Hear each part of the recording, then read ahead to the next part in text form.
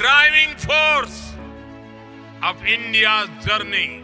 It is not only India that is looking towards its youth. The whole world is looking at India's youth with hope. Because you are the growth engines of the country, and India is the world's growth engine.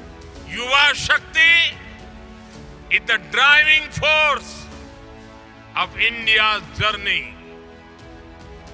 The next 25 years are important for building the nation. Yuva Shakti's dreams decide India's direction. Yuva Shakti's aspirations decide India's destination. Yuva Shakti's passion decides India's path. To harness the Yuva Shakti, we need to be young with our thoughts, with our efforts. To be young is to be dynamic in our efforts. To be young is to be panoramic in our perspective. To be young is to be pragmatic.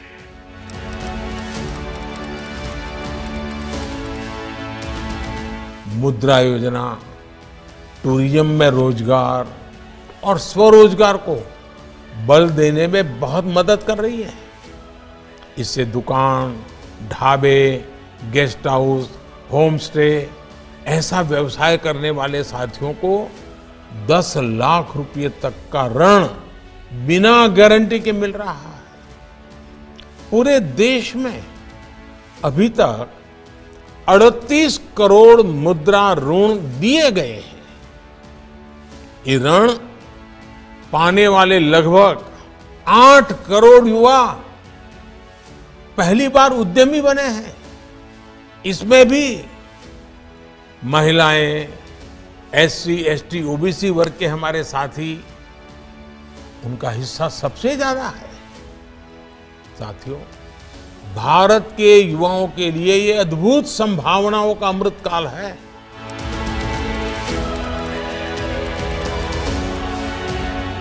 आज हम देखते हैं कि sports में भारत नई ऊंचाई को छू रहा है।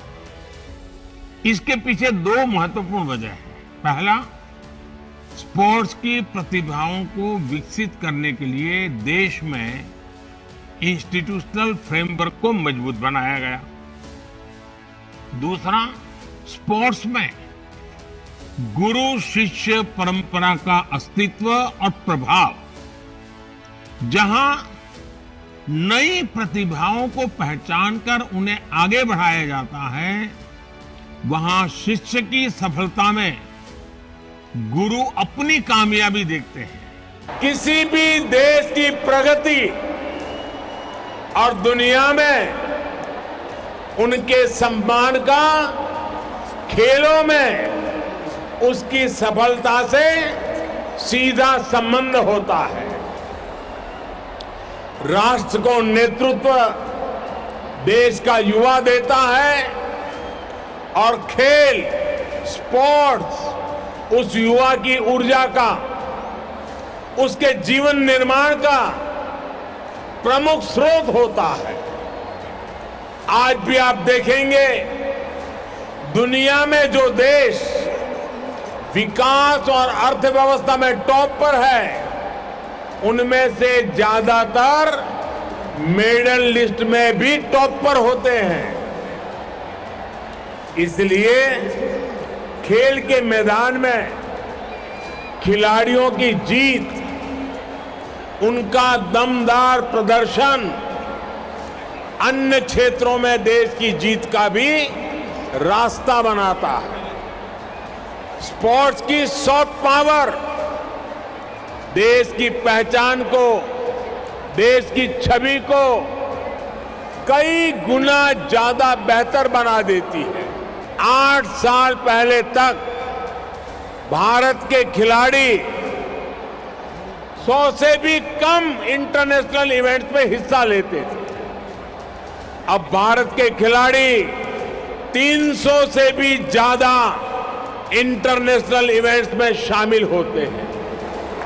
8 साल पहले भारत के खिलाड़ी 20-25 खेलों को खेलने के जाते थे। अब भारत के खिलाड़ी करीब 40 अलग अलग खेलों में हिस्सा लेने जाते हैं।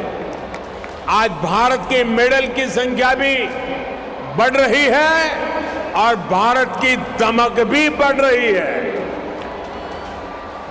कोरोना के कठिन समय में भी देश ने अपने खिलाड़ियों का मनोबल कम नहीं होने दिया। हमने हमारे युवाओं को हर जरूरी संसाधन दिए, ट्रेनिंग के लिए विदेश भेजा। हमने स्पोर्ट्स स्पिरिट के साथ स्पोर्ट्स के लिए काम किया।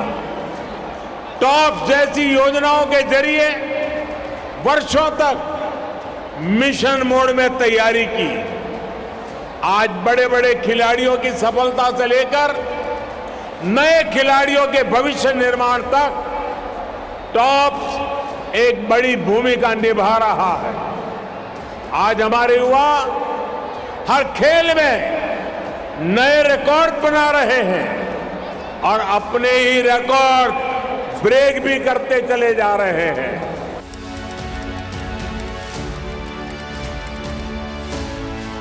साथियों, ये युवा संवाद 2 कारणों से मेरे लिए विशेष महत्व का होता है। एक तो इसलिए क्योंकि युवाओं में ऊर्जा होती है, ताजगी होती है, जोश होता है, जुनून होता है, नयापन होता है। आपके माध्यम से सारी सकारात्मकता मुझे निरंतर प्रेरित करती रहती है, दिन रात मेहनत करने के लिए प्रोत्साहित करती है। दूसरा, आप सभी आजादी के इस अमृत काल में देश की आकांक्षा, देश के सपनों का प्रतिनिधित्व करते हैं। विकसित भारत के सबसे बड़े लाभार्थी भी आप होने वाले हैं और इसके निर्माण की सबसे बड़ी जिम्मेदारी भी आपके कंधों पर है।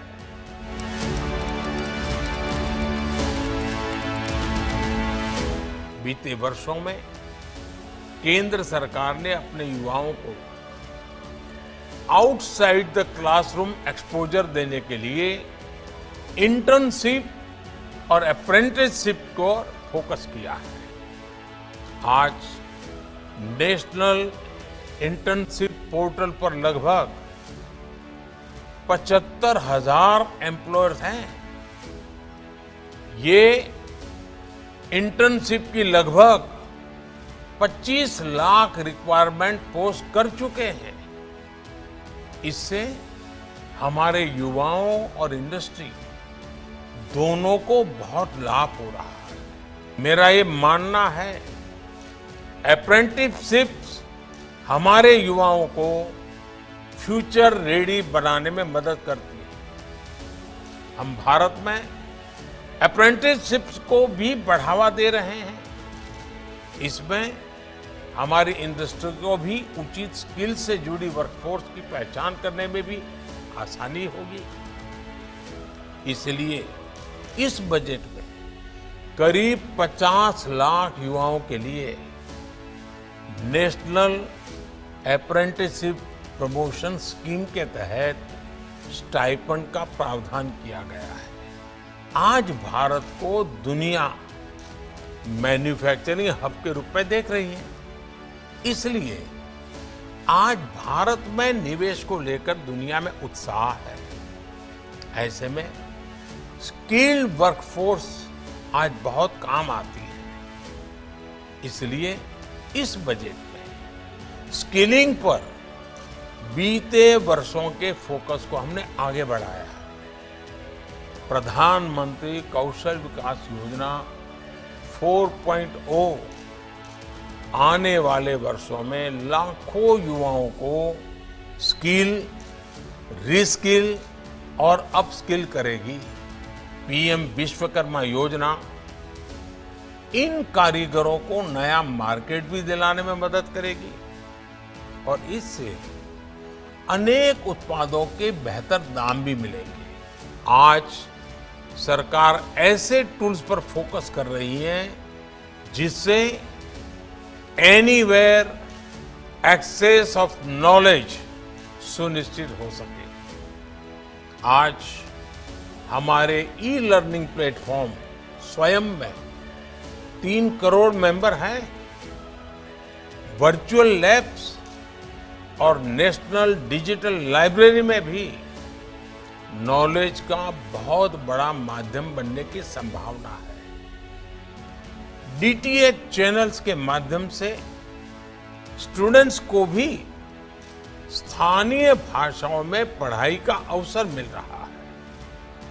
आज देश में ऐसे अनेक डिजिटल और टेक्नोलॉजी आधारित इनिशिएटिव चल रहे हैं।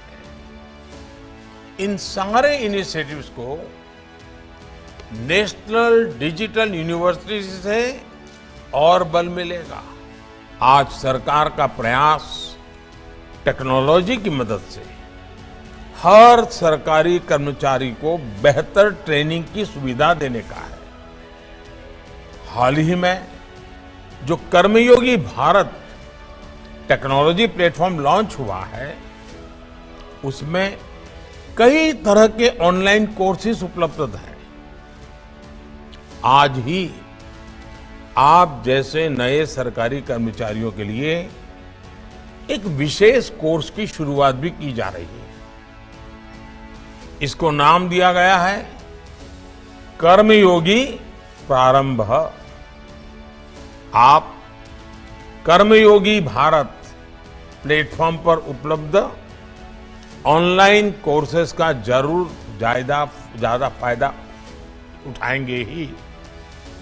इससे आपकी स्किल भी अपग्रेड होगी और भविष्य में आपको अपने कैरियर में भी काफी लाभ होगा।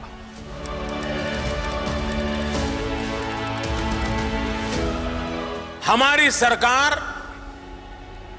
भारत के युवाओं के सामने से हर अवरोध को हटा रही है, लगातार रिफॉर्म्स कर रही है। डिफेंस सेक्टर को प्राइवेट इंडस्ट्री के लिए खोल देना, आधुनिक ड्रोन पॉलिसी बनाना हो, जियो स्पेशल डाटा गाइडलाइंस बनानी हो, टेलीकॉम आईटी सेक्टर में वर्क फ्रॉम एनीवेयर की सहूलियत देनी हो, सरकार हर दिशा में काम कर रही है।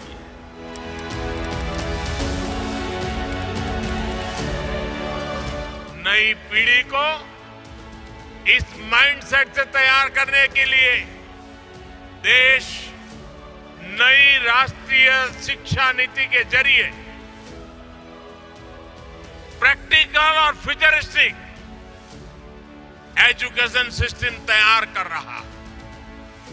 आज स्कूल से ही इनोवेटिव और स्किल ओरिएंटेड एजुकेशन पर फोकस है। युवाओं के पास आज चॉइस के हिसाब से आगे बढ़ने की आजादी है। ये बुनियाद भविष्य के भारत का निर्माण करने वाले फ्यूचर रेडी युवाओं को तैयार करेगी। केंद्र सरकार ने पूरे देश में 14,500 से अधिक पीएम श्री स्कूल बनाने का भी फैसला किया। ये पायलट प्रोजेक्ट है।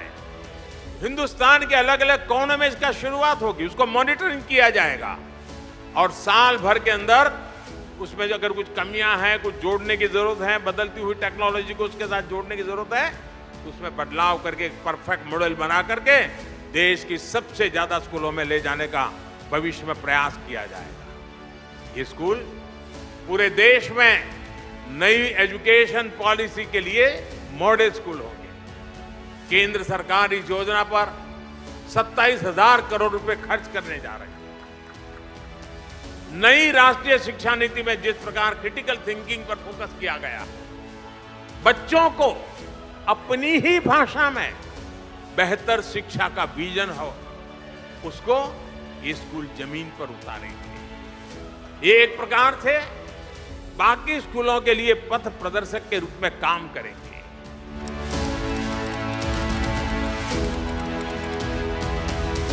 2014 से पहले 10 सालों में करीब 150 मेडिकल कॉलेज बने थे। पिछले 9 वर्षों में हमारी सरकार में करीब 300 नए मेडिकल कॉलेज बने। पिछले 9 वर्षों में देश में एमबीबीएस सीटें भी 2 गुनी बढ़कर 1 लाख से अधिक हो चुकी है। पिछले 9 वर्षों में देश में मेडिकल की पीजी सीटों में भी 110% की बढ़ोतरी हुई है। हमने मेडिकल शिक्षा के विस्तार के लिए नेशनल मेडिकल कमीशन की स्थापना की है। पिछड़े परिवारों को, बैकवर्ड फैमिलीज के बच्चे डॉक्टर बन सके, इसके लिए हमने आरक्षण की सुविधा का भी विस्तार किया है। दूर दराज वाले क्षेत्रों के बच्चे भी डॉक्टर बन सके, इसलिए हमने पहली बार भारतीय भाषाओं में मेडिकल की पढ़ाई का विकल्प दिया है। इस वर्ष के बजट में 150 से अधिक नर्सिंग कॉलेज खोलने का ऐलान भी किया गया है। अगर मैं नॉर्थ ईस्ट की बात करूं, यहां भी बीते 9 वर्षों में मेडिकल कॉलेज की संख्या 2 गुने से अधिक हो चुकी है। अभी अनेक मेडिकल कॉलेजों पर काम चल रहा है। कई नए मेडिकल कॉलेज यहां बनने जा रहे हैं। बीते 9 वर्षों में नॉर्थ ईस्ट में मेडिकल की सीटों की संख्या भी बढ़कर पहले के मुकाबले 2 गुनी हो चुकी है। हमारे देश के ट्राइबल समाज के विशाल पोटेंशियल को टैप करने के लिए पहली बार देश में इतने बड़े स्तर पर काम हो रहा है। इस बार के बजट में भी ट्राइबल डेवलपमेंट को प्रमुखता दी गई है। एकलव्य मॉडल रेसिडेंशियल स्कूलों में शिक्षकों और स्टाफ की भर्ती का बहुत बड़ा प्रावधान किया गया है। एकलव्य मॉडल स्कूलों में हमें ये भी देखना होगा कि विद्यार्थियों का फीडबैक क्या है, शिक्षकों का फीडबैक क्या है। इन स्कूलों में पढ़ने वाले बच्चों को देश के बड़े शहरों में एक्सपोजर कैसे मिले, इनमें अटल टिंकरिंग लैब ज्यादा से ज्यादा कैसे बने, इस दिशा में भी हमें सोचना होगा। अब कल्पना कर सकते हैं कि अगर हम इन स्कूलों में अभी से स्टार्टअप्स के लिए, डिजिटल मार्केटिंग के लिए वर्कशॉप शुरू करवाएं, तो इसका कितना बड़ा लाभ हमारे आदिवासी समाज को होगा। जब ये बच्चे एकलव्य मॉडल स्कूलों से पढ़कर निकलेंगे तो उन्हें पहले से पता होगा कि अपने क्षेत्र के ट्राइबल प्रोडक्ट को उन्हें कैसे प्रमोट करना है, कैसे ऑनलाइन उनकी ब्रांडिंग करनी है।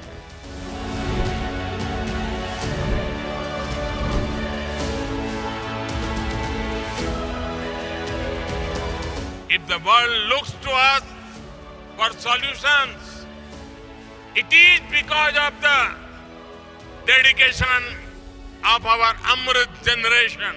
आज गांव हो, शहर हो या कस्बा, हर जगह उफान पर है युवाओं का जज्बा। Today there is a great optimism in the world towards India and its youth. This optimism is about you. This optimism is because of you. And this optimism is for you.